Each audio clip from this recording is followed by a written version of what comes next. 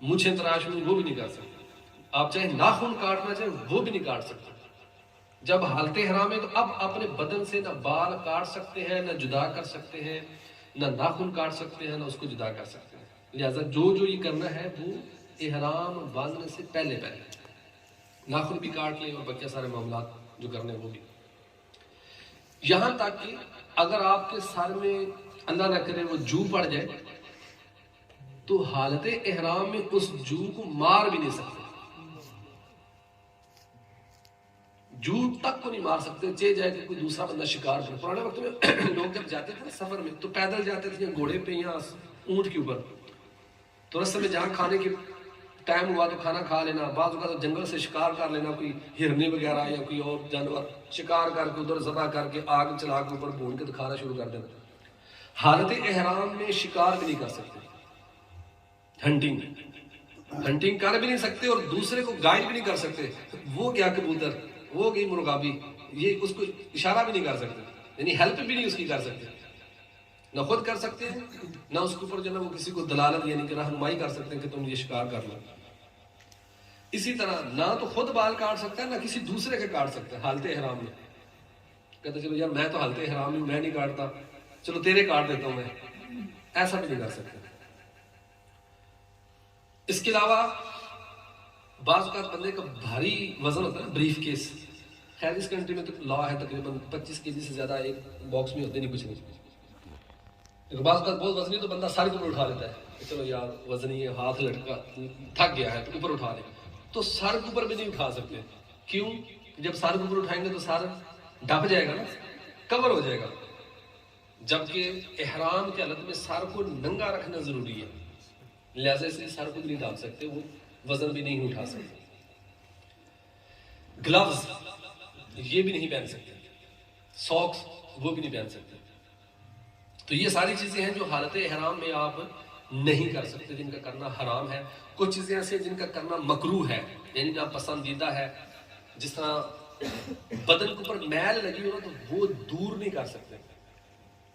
For example میں آپ کو کامن سے مثال دیتا ہوں، جب آپ بندہ حج کرنے جاتا ہے تو وہاں پر چونکہ وہ ریتلا علاقہ ہے، ہماری طرح وہ سرسبز و شاداب نہیں ہے اس کنٹری کی طرح، تو وہاں گرد و غبار عام ہوگا، ڈیپینڈ کرتا ہے آپ کی رہائش کس ایریے میں۔ لیکن خیر جب بندہ مینا میں جاتا ہے، عرفات میں جاتا ہے یا آگے پیچھے جب جاتا ہے تو گرد و غبار ہوتا ہے اور پسینہ آتا ہے، تو عموماً برگلوں کے نیچے آپ کو میل نظر آنا شروع ہو جائے گی، تو بندہ ٹیشو لے کر اس کو دور کر دیا یا ویسے ہی ہاتھ سے صاف کر دیا۔ تو حالت احرام میں بدن سے میل بھی دور نہیں کر سکتے، یہاں تک کہ اگر کوئی بندہ نہانا چاہے تو نہاتے ہوئے اپنے بدن سے میل دور کرنے کی نیت سے نہا رہا ہے کہ چلو یار بندے بدن سے میل دور ہو جائے، گرد و غبار ہوا ٹکا دور ہو جائے، تو اس نیت سے نہا بھی نہیں سکتے۔ صابن اس نیت سے لگانا کہ بدن سے میل دور ہو جائے وہ بھی نہیں استعمال کر سکتے، اور خوشبو والا صابن ہو تو وہ تو ویسے بھی استعمال نہیں کر سکتے، اسے منع کیا گیا خوشبو والا صابن۔ اسی طرح بعض چیزیں ایسی ہوتی ہیں جو اسپیشلی خوشبو کے لیے یوز ہوتی ہیں، جیسے الائچی خوشبو لینے کے لیے منہ میں چبانا، یا لبان خوشبو لینے کے لیے، زعفران خوشبو کے لیے just for intention of perfume اور اسمیل، تو وہ بھی نہیں کر سکتے۔ اب آپ سوچ رہے ہوں گے پھر کر سکتے ہیں یہ سارے جتنے ہم نے بتایا، یہ نہیں کر سکتے۔ کپڑے اگر خود دھونا چاہیں آپ حالت احرام میں کپڑے بھی دھو سکتے ہیں، کوئی حرج نہیں ہے۔ اور اسی طرح بعض اوقات بہت زیادہ گرمی ہوتی ہے تو لوگ امبریلا یوز کرتے ہیں، تو اگر تو آدمی پکڑنے والی امبریلا ہے تو بالکل پکڑ سکتے ہیں، ایز لانگ ایز کہ وہ آپ کے ہیڈ کے اوپر ٹچ نہ کرے، یہ میک شور کرنا ہے۔ اس امبریلا کو دھوپ سے بچنے کے لیے آپ استعمال کر سکتے ہیں۔ لیکن بعض اوقات حج کے دنوں میں نا وہ چائنا کی امبریلا ہوتی ہے، وہ ٹوپی بنی ہوتی ہے، وہ ادھر سارے کے اوپر پہن لیتے ہیں، تو چھوٹی سی وہ ہے ایک بندے کے لیے پر ہیڈ کے لیے، تو وہ آپ کو ہاتھ سے پکڑ نہیں پڑتا، تھک جاتا ہے نا تو ہاتھ سے پکڑ نہیں پڑتی، بس ٹوپی وہ پہن لو، ایسے کھول سا بنا ہوتا ہے، وہ فٹ کر لو تو وہ آٹومیٹکلی آپ کو سارے کے اوپر چھاؤں دیتی ہے، وہ نہیں پہن سکتے کیونکہ وہ پھر سارے کو کور کر دیتی ہے۔ تو سر سے جدا ہو، separate from head, that's fine. اسی طرح اللہ نہ کرے اگر کسی کا خود بخود ناخن ٹوٹ گیا ہے تو ٹوٹا ہوا ناخن وہ اس سے دور کر سکتے ہیں، پھنسی نکل گئی ہے اس سے پانی نکل رہا ہے اس کو دور کر سکتے ہو، تو اس طرح کے معاملات کر سکتے ہیں، لیکن جو بقیہ آپ کو پہلے بیان کیے ہیں تو وہ نہیں کر سکتے۔ اچھا یہ جتنے مسائل آپ کو بیان کی، یہ عورتوں کے احرام کے اندر کچھ لینینسی ہے. عورتیں جو ہے نا وہ اپنا سر ڈانپ کے رکھیں گی، اپنے ہاتھوں پہ گلوز ڈال سکتی ہیں، ساکس عورتیں پہن سکتی ہیں، لیکن چہرہ عورتیں بھی نہیں چھپا سکتی. چہرہ جو ہے وہ جس طرح نقاب کا کپڑا چہرے کے ساتھ لگا ہوا ہو، اس طرح کا نقاب وہ حالت احرام میں عورتیں بھی نہیں کر سکتی. اب جب آپ نے احرام باندھ لیا، جب تک آپ حالت احرام میں احرام کھولیں گے نہیں تب تک آپ کو یہ اوبلیگیشن راستے میں ذوالحلیفہ ابیار علی وہاں سے وہ مدینے تک آپ بغیر احرام کے جا سکتے ہیں. لیکن مدینے شہر سے نکل کے جب مکہ جائیں گے تو راستے میں میقات آئے گا، اس سے پہلے احرام باندھنا ضروری ہوگا. موسٹلی جو لوگ یہاں سے جاتے ہیں وہ جدہ عموماً جاتے ہیں، تو گویا کہ آپ نے جب جدہ اترنا ہے تو حالت احرام میں ہوئی. یہ یاد رکھیں کہ عمرے کا سفر ہو یا حج کا سفر ہو، دونوں میں صبر بہت ضروری ہے. صبر کرنا ہوگا آپ کو، کیونکہ آپ اللہ کے ہاں ایک عبادت کرنے جا رہے ہیں تو شیطان جو ہے نا وہ آپ کو جگہ جگہ جو ہے نا وسوسے دے گا، غصہ عموماً زیادہ دلائے گا. اور بالخصوص جب حج کا سفر ہوتا ہے رش زیادہ ہوتا ہے، یا عمرے کا جب سفر زیادہ رش ہو تو اس وقت انسان کے دل میں بڑے بڑے وسوسے آتے ہیں. یار یہ کیسے لوگ ہیں، یار انہوں نے پیکج کہا تھا 5 اسٹار ہوٹل اور یہاں تو کچھ بھی نہیں ہے. اور یہ ہمیں فیسلٹی بولی تھی کہ لگژری ٹرانسپورٹ ہوگی، اور یہ دیکھو جہاز 2 گھنٹے لیٹ ہے، اگلا جو ڈرائیور ہے وہ ابھی تک آیا ہی نہیں ہے، ادھر بٹھا دیا ہے، کھانا دیے ہی نہیں ہے، بھوک لگی ہے، سارا کچھ پیکج میں انکلوڈ تھا. اسٹیج میں بھی جا کر عمرہ کر سکتے ہیں، لیکن جو عبادت آپ تھکی ہوئی حالت میں کریں گے اس سے بہتر ہے کہ اگر آپ فریش تازہ ہو کر اللہ کی بارگاہ میں حاضر ہو تو زیادہ ثواب ملے گا، تاکہ آپ کی توجہ بھی ہو. اب بیشک تھوڑا سا ریسٹ کریں، ٹھنڈک لینے کے لیے غسل کرنا چاہے تو کر سکتے ہیں، لیکن میل نہیں چھڑانی، خوشبودار صابن یوز نہیں کرنا. ریسٹ کرنے کے بعد جب آپ تازہ دم ہو جائیں تو اب آپ جائیں حرم کی طرف، مسجد الحرام کے اندر، اور وہاں آپ نے جا کر طواف ادا کرنا ہے. لیکن مسجد الحرام میں انٹر ہونے سے پہلے جو مسجد کے آداب ہیں وہ سارے کے سارے آپ نے برقرار رکھنے ہیں. جس طرح ہمارے یہاں مسجد ہوتی ہے اس میں جو آداب ہیں وہ سارے برقرار رکھنے ہیں، وہاں پر آپ کو زیادہ رکھنے ہوں گے، کیونکہ جس طرح مسجد الحرام کے اندر ایک نماز پڑھنا 1,00,000 نماز پڑھنے کے برابر ہے، اسی طرح وہاں پر ایک گناہ اس کا بھی جو وبال ہے وہ زیادہ ہے. تو لہٰذا یہ کہ وہاں پر اس طرح کی کوئی بھی چیز سرزد نہ ہو جو مسجد کے آداب کے خلاف ہو. عموماً جو لوگ پہلی دفعہ جاتے ہیں تو وہ دور سے دیکھنا شروع کیا خانہ کعبہ کدھر ہے، خانہ کعبہ کدھر ہے. اچھی تڑپ ہے ان کی ماشاءاللہ، یہ ایک اچھا ایمانی جذبہ ہے، لیکن صبر کے ساتھ ہر چیز کا پھل میٹھا ہوتا ہے. تو ذہن نصیب جو بزرگوں نے لکھا ہے حرم کے اندر، تو نگاہیں جھکا کر جائے، نگاہیں جھکا کر جائے. اور ابھی جو موجودہ مطاف ہے نا، تو جب آپ انٹر ہو گے نا تو وہ جگہ اونچی ہے. جب مطاف کا ایریا آتا ہے نا جہاں طواف لوگ کرتے ہیں وہ جگہ نیچی ہوگی، تو اس کا مطلب ہے پہلے آپ کو سیڑھی ہو جائے. تو یہ پھر بے فکر ہو جائیں کہ آپ جب کعبہ کے قریب جائیں گے نا تو اس سے پہلے آپ کو سیڑھیاں اترنی پڑیں گی. تو لہٰذا آپ نگاہیں جھکا کر جو ہے نا وہ دل میں اللہ کا وہ تلبیہ پڑھ لیں گے. ویسے بھی تلبیہ جو ہے نا وہ علماء نے لکھا کہ سب سے خانہ کعبہ کی ہسٹری پتہ ہونی چاہیے، بالخصوص اس کے جو 4 کونے ہیں نا وہ لازمی پتہ ہونا چاہیے. اب جسٹ امیجن کریں جی میرے سامنے آگے جو ڈائس بورڈ پڑا ہوا ہے اس کے 4 کونے ہیں، یہ والا جو کونا ہے یہ وہ والا کونا ہے جس کے اندر حجر اسود لگا ہوا ہے. ایک کونے میں لگا ہے نا خانہ کعبہ میں، تو یہ والا کونا جو ہے نا وہ ہے جس میں حجر اسود لگا ہوا ہے. اس کونے کو کہتے ہیں رکن اسود، اس کا نام ہے رکن اسود. اس کونے کا اس کی بالکل اس طرف یہ جو کونا ہوگا اس کا نام ہے رکن عراقی. اس طرف عراق پڑتا ہے، یعنی اس خانہ کعبہ کے اس کونے کی طرف. یہ جو کونا ہے اس کا نام ہے رکن شامی، اس طرف شام پڑتا ہے. اور یہ جو ہے رکن یمانی، اس طرف یمن پڑتا ہے. یہ جیسا آپ کو میں نے جو اگزامپل دی ہے، جب ایک آپ کونا پہچان لیں گے نا رکن اسود تو باقی آپ کو عراقی، شامی اور یمانی. یہ جو رکن اسود اور رکن عراقی ہے نا اس کے درمیان یہاں کر کے ایک دروازہ لگا ہوا ہے جس کو کہتے ہیں باب کعبہ. اس خانہ کعبہ کا دروازہ اور یہ جو کونا ہے اس کے درمیان جو حصہ اس کو کہتے ہیں ملتزم. ملتزم یہ جو رکن تھا، اور یہ رکن کا نام کیا تھا؟ رکن شامی. اور یہ والا یمانی.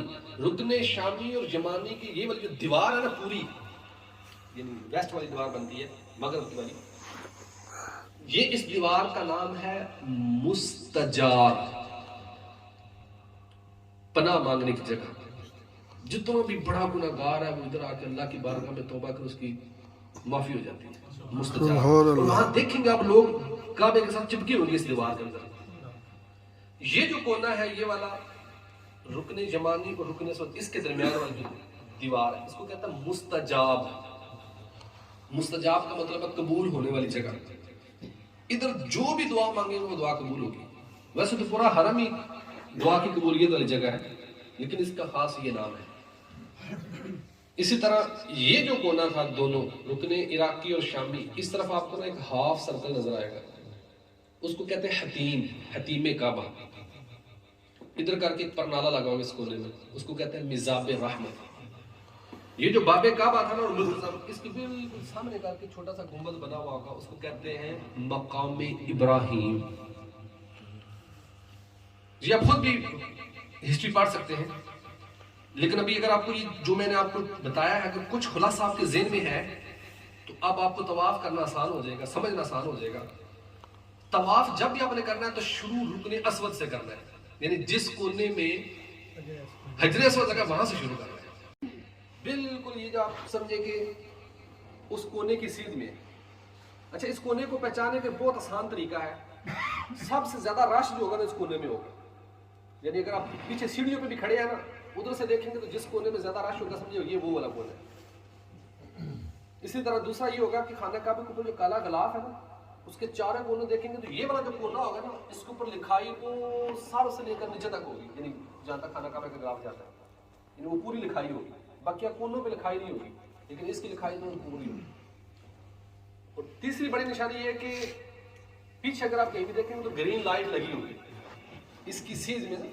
گرین لائٹ پیچھے کہیں نہ کہیں دیوار کے اوپر، برآمدے کے اوپر، پلر کے اوپر کہیں نہ کہیں آپ کو گرین لائٹ نظر آئے گی.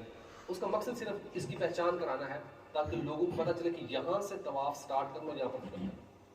So that the beginning point. آپ نے اس انداز میں کھڑے ہونا ہے کہ یہ جو آپ کا دایاں شولڈر نہیں ہے یہ خانہ کعبہ کی وہ جو حجر اسود ہے اس کے سامنے ہے. اس کا مطلب آپ تھوڑا سا اس کے تھوڑا اس طرف ہوں گے تبھی شولڈر سامنے ہے.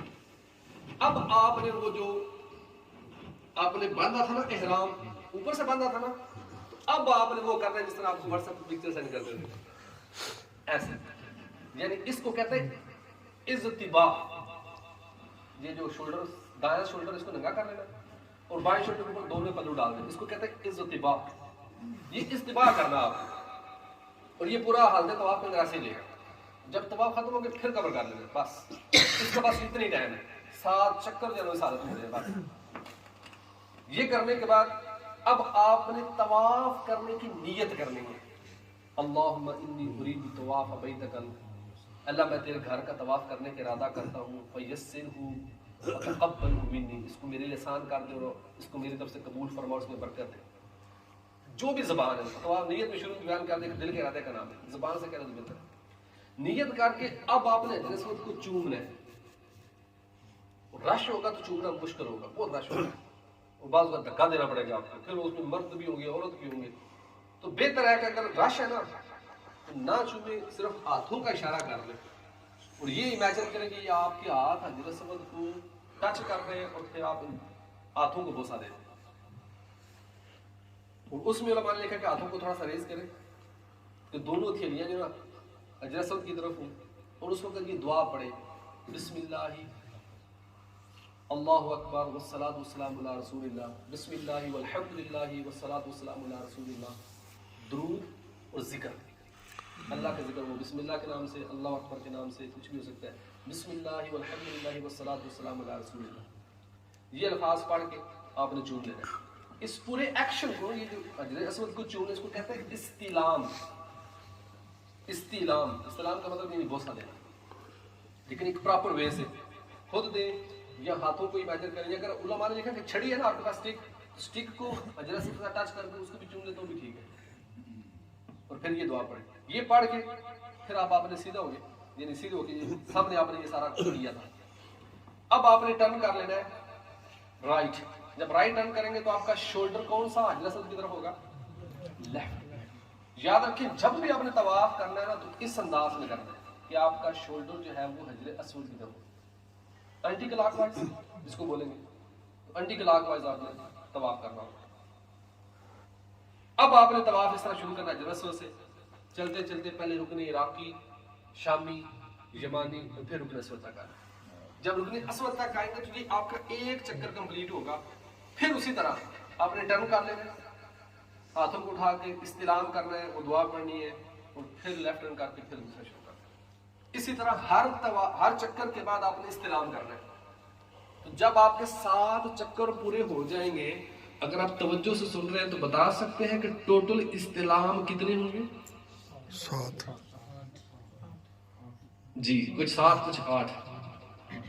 7 کون کہتا ہے؟ 7۔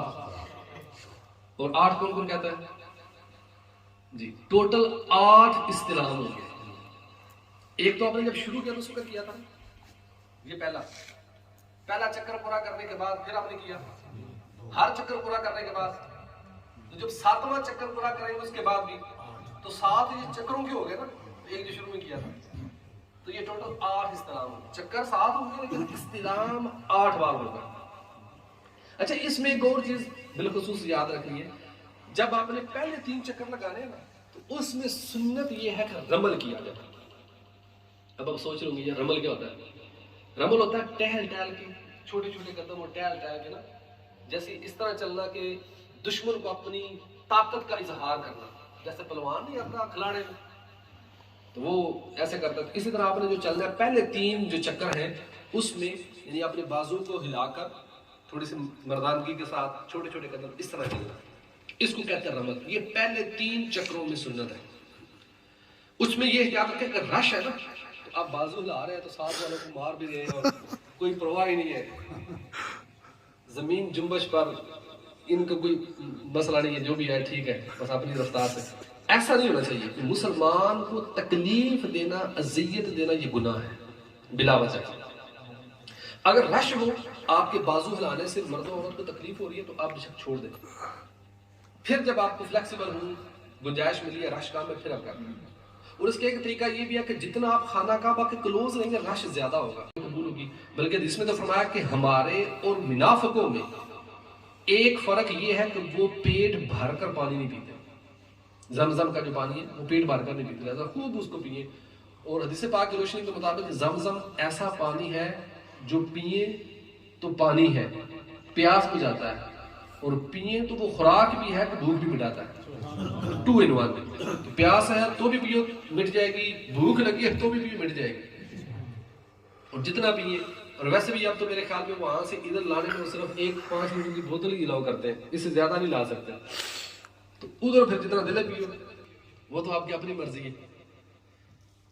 خیر، وہاں پہ زمزم پینا، زمزم پانی پینے کے بعد اب آپ نے سعی کرنی ہے۔ اب ہمارا طواف کا چیپٹر بھی کمپلیٹ ہو گیا، پہلا احرام، دوسرا طواف، تیسرا کون سا ہے؟ سعی۔ اب آپ نے سعی کی طرف جانا ہے۔ اچھا، وہ جب آپ طواف کریں گے نا تو آپ کے ہر طرف آپ کو دیکھیں گے مختلف نام رکھے انہوں نے، آپ کو نہیں پتا چلے گا، بالکل جب بندہ پہلی دفعہ جاتا تو نہیں پتا چلتا یار میں آیا کہاں سے، پھر 7 چکر لگ چکے ہوں تو بندے کو پھر بھی اندازہ نہیں ہوتا کہ انٹر کہاں سے ہوتا، سارا ایک جیسا ہی ہے۔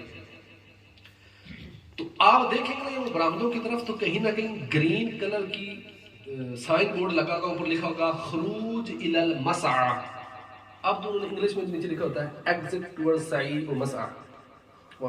دوسری اس کی سادہ سی نشانی یہ ہے، حجر اسود والا کونا تو آپ آسانی سے پہچان لیں گے، بھلے کسی کونے میں بھی ہوں گے، تو اس کے اس طرف جائیں گے، جس طرح بھی میرا ہاتھ ہے اس اینگل میں، تو یہاں پر صفا ہے اور اس طرف مروہ، اس طرح۔ تو آپ وہ اندازہ لگا کے کہ کدھر سے نکلیں گے تو ہم صفا کی طرف جائیں گے، وہ آپ کو، باقی آپ کو گرین سگنل وہ پٹی نظر آ جائے گی۔ دوسرا یہ کہ اب لوگ جو بھی طواف ختم کر رہے ہوں گے نا، جس طرف جا رہے ہوں گے نا، دیکھیں گے تو ان کا رخ ادھر ہی ہوگا، تو عموماً وہ صفا کی طرف جاتے ہیں۔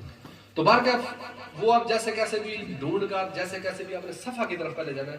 صفا ویسے پہلے پہاڑی تھی، اب وہ پہاڑی نہیں ہے، صرف پہاڑی کا سیمپل انہوں نے اندر رکھا ہوگا، پہاڑ یعنی پتھر کا سیمپل ہوگا۔ صفا کی طرف آپ نے آنا ہے، اور سب سے پہلے آپ نے وہی ادھر ہے فار ایگزامپل صفا ہے تو خانہ کعبہ کی طرف منہ کر کے صفا پہاڑی کے اوپر چڑھیں گے تو تھوڑا سا آپ کو اس انداز میں چلنا پڑے گا، سب جگہ خانہ کعبہ کا آئے گا، تو وہاں پر خانہ کعبہ کی طرف منہ کر کے آپ نے نیت کرنی ہے سعی کی، اسی طرح اللہم انی ارید سعی بین صفا والمروہ، اردو میں پڑھیں، عربی میں پڑھیں، جس زبان میں بھی کہ یا رب العالمین میں صفا اور مروہ کے درمیان تیری رضا کے لیے سعی کرتا ہوں، اس کو تو میرے لیے آسان کر دے اور قبول فرما۔ پڑھنے کا وہی طریقہ ہے جو آپ نے گھر میں پڑھے تھے اور جو آپ نے وہ طواف کے بعد سے پڑھے تھے، لیکن طواف کے بعد میں نے پڑھنے لازمی تھے، وہ لازمی ہے، نہیں پڑھیں گے تو طواف کمپلیٹ نہیں ہوگا، جبکہ یہ جو ہے وہ آپشنل ہے، پڑھیں گے تو ثواب ہے، نہیں پڑھیں گے تو گناہ نہیں ہے۔ یہ آپ کہیں بھی پڑھ سکتے ہیں، ادھر مروہ کے پاس جگہ مل جائے ادھر بھی پڑھ سکتے ہیں، مسجد الحرم میں چلے جائیں ادھر بھی جا کے پڑھ سکتے ہیں، جہاں بھی آپ کو جگہ ملے پڑھ سکتے ہیں آپ۔ یہ جب آپ نے سعی بھی کر لی تو اب آپ کا چوتھا کام کیا تھا؟ انشاءاللہ جتنے بھی سوال ہیں آپ اپنے پاس رکھیں، میں انشاءاللہ سوال اس کے بعد سوال کی جائیں گے۔ اب آخری کام کیا تھا؟ قصر۔ قصر کہتے ہیں بالوں کو کاٹنا اور حلق کہتے ہیں بالوں کو مونڈنا۔ اب آپ نے بس یہی ایک کام کرنا ہے، جب آپ مسجد سے نکلیں گے اپنے بال کٹوانے ہیں، تو جو ہی آپ وہ صفا مروہ صحیح کر کے باہر آئیں گے نا حرم کی طرف دروازے نکلے تو وہاں وہ آوازیں لگا رہے ہوں گے، جیسے ویسے ٹھیلے پہ نہیں لگاتے تو وہ لگا رہے ہوں گے، حلاق، اللہ ہے دکان کا نام ہوتا ہے، تو وہ آپ کو بولیں گے، یوزلی وہ ایشین نہیں ہوتے، بنگلہ دیشی، انڈین اور پاکستانی، تو دکانیں وہ پیچھے ہوں گی آگے مارکیٹ میں، ادھر تو صرف وہ آپ کو لے کے جائیں گے، تو جو آپ کو پیکٹ اچھا لگے اکٹھے جائیں گے تو تھوڑے سے چیپ بھی کر دیں گے، تو ان کے پاس آپ کو جائیں گے تو وہ آپ کو وہ شیو کر دیں گے، انسار کو جو ہے وہ بالکل کر۔ اب اگر آپ نے زلف رکھی انسان لمبے لمبے بال ہیں تو آپ کے لیے دو آپشن ہیں، چاہے تو حلق کروائیں چاہے تو تقصیر، بال بھی ڈھانپ سکتے ہیں، خوشبو بھی لگا سکتے ہیں، چادر بھی اوپر لے سکتے ہیں، ٹوپی، امامہ، جوتی، بنیان، جو دل نہ کرے، جو شریعت کے اندر جائز ہے سب جائز ہو جائے گا۔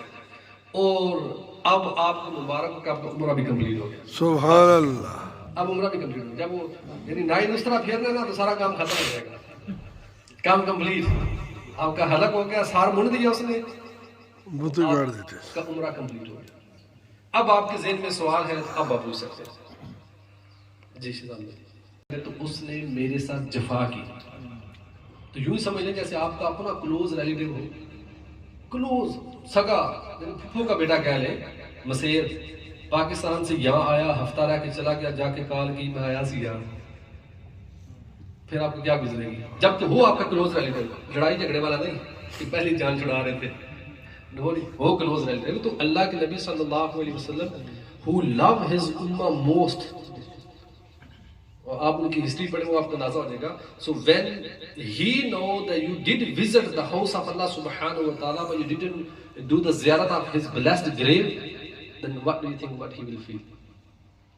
اچھا، اس میں میرے ذہن میں ایک اور بھی سوال آیا تھا، اکثر لوگ یہ بھی پوچھتے ہیں کہ جب ہم مکہ کے اندر 7 دن آپ نے عمرہ تو ایک دن میں ادا کر دیا، 4 گھنٹے کا ٹوٹل کی پروسیجر ہے، جب مکہ پہنچے 4 گھنٹے میں ساری سب کر سکتے ہیں، اس کے بعد آپ کو 7 دن کا ٹور مکہ کے اندر ہے، 7 دن آپ نے مدینے میں رہنا ہے، تو 7 دن کیا کریں گے؟ کیا ہم جا کر نفل پڑھیں وہ بہتر ہے، یا کہ عمرہ کریں تو وہ بہتر ہے، یا کہ طواف کریں تو وہ بہتر ہے، کیا کریں؟ یا قرآن پاک پڑھیں یا زیارتیں کریں یا کہ شاپنگ کریں، کیا بہتر ہے؟ تو علماء نے لکھا کہ بقیہ کی عبادت ہے، نماز، روزہ، یہ تو آپ دنیا کی کسی کونے میں بیٹھ کے کر سکتے ہیں، مکہ کے اندر جب تک موجود ہے تو جتنا ہو سکے طواف کریں، وہ طواف آپ کے لیے افضل ہے، وہ جتنا ہو سکے، کیونکہ یہ عبادت پھر آپ نہیں ملے گی۔ برمنگھم میں رہ کر آپ 100 قرآن بھی پڑھ سکتے ہیں، 100 نفل بھی پڑھ سکتے ہیں، زکوٰۃ بھی دے سکتے ہیں، لیکن آپ طواف تو نہیں کر سکتے نا، ادھر رہ کر جتنا ہو سکے طواف کریں۔ تو اس لیے بہترین یہ ہے کہ نمازیں 5 گانا جو وہ تو فرض ہے، وہ تو کہیں بھی پڑھنی ہوگی، جب بھی نماز پڑھے اس کے بعد طواف کرنا، جب بھی نماز پڑھے طواف کرنا، بلکہ بہترین یہ ہے، آپ کو پتہ ہے میں نے رہائش قریب ہی ہے، 7 منٹ پیدل چلتے ہیں، تو زور کی نماز جا کے پڑھنی ہے نا تو ارلی چلے جائیں، پہلے جا کے طواف کیا، پھر زور کی نماز پڑھی، نماز بعد پھر طواف کیا، پھر آ گیا واپس ہوٹل میں، کھانا شانا کھایا، فریش ہوئے، ریسٹ کیا، جو زیارتیں کرنی زیارتیں کی، پھر اثر کو کے جانا ہے، پہلے طواف کی ارلی چلے جائیں، طواف کیا، نماز اثر پڑھی، پھر طواف کیا، پھر آ جائے فریش ہو کے، پھر جب ہو سکے تو ادھر بھی شک جرا لگا لیں، کوئی مسئلہ نہیں ہے، ڈیپینڈ آن یور شیڈیول۔ تو اس طرح 5 نمازیں تو 10 طواف بآسانی آپ کر سکتے ہیں، ادھر اور بھی آپ کو کام تو نہیں ہوگا نا، تو جتنا ہو سکے طواف کریں، 10 طواف ڈیلی، تو 7 دن کا تو 70 طواف ہو جائیں گے انشاءاللہ۔ مدینہ عبادت جس طرح ویسے نارملی ہم نے وہ طواف کرنا ہے اس کے لیے بھی وضو ضروری ہے؟ جی جو نارملی طواف کرنا ہے اس کے لیے بھی وضو شرط ہے ضروری، احرام شرط نہیں ہے. لہذا جب آپ عمرہ ادا کر لیا اب صرف طواف ہی کرنا نا، جس طرح میں نے آپ کو مشورہ دیا کہ نماز پڑھنے جانا تو طواف کر لو، تو طواف کا طریقہ تو وہی ہوگا، ساتھ چلائیں گے تو وہ طواف کمپلیٹ نہیں ہوگا.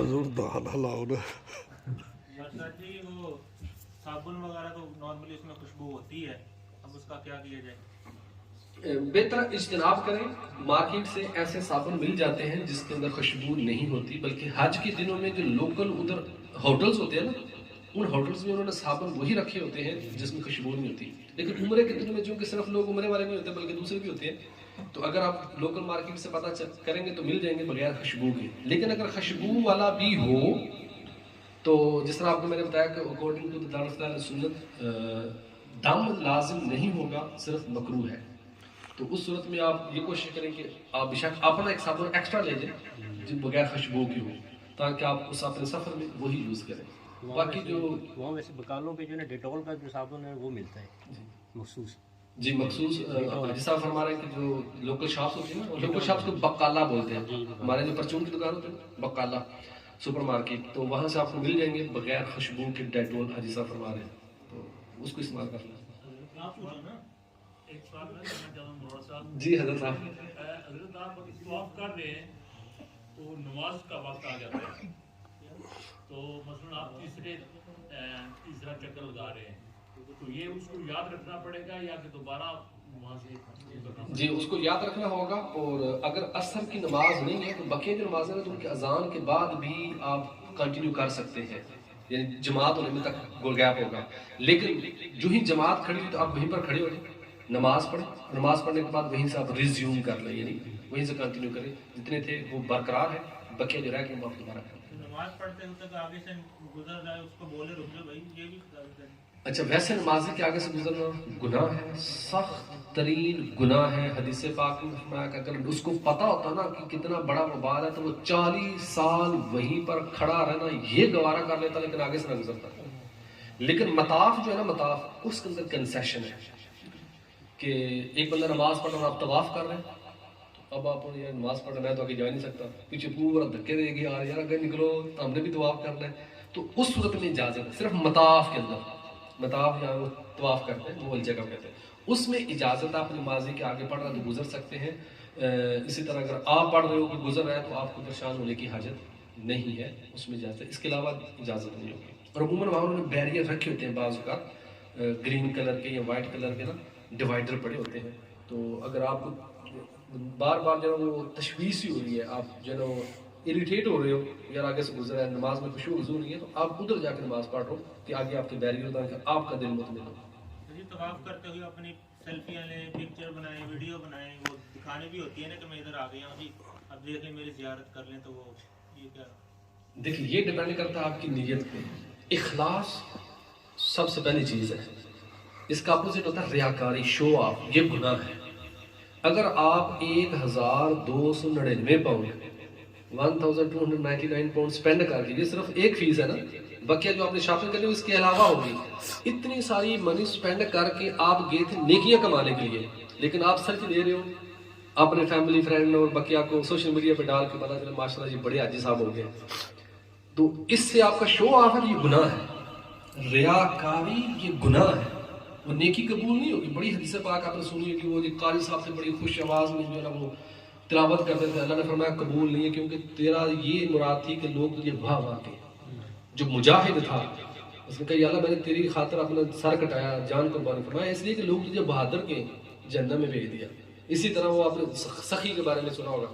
تو اگر یہ نیت ہے دکھاوا کہ لوگ یہ ماشاء اللہ حدیث صاحب پورا کرنے جاتے ہیں تو پھر وہ گناہ ہے، پیسے دے کر بھی گناہ ہی کمایا ہے. لہذا تھنک یور سیلف، اپنے دل کے مفتی سے فتوا لے کس لیے کہہ رہا ہے کہ سیلفی کیا ہے. تو اگر دل کا مفتی فتوا دیتا ہے تو لے لیں، سیلفی نہیں ہے. بہتر سب سے یہی ہے کہ موبائل کو اپنے ہوٹل میں رکھ لی جائے. اگر آپ کو راستہ پتہ چل گیا نا تو ہوٹل میں رکھ کے جائے. وہ ایک تو نہ وہ ڈائیورژن ہوگی، نہ توجہ ہٹے گی، نہ سیلفی کا خیال آئے گا. تو کوئی مجبوری ہو جس طرح کہ راستہ گم ہو سکتا ہے، کوئی اور مجبوری ہے تو ساتھ لے جائے. any facility for the disabled here?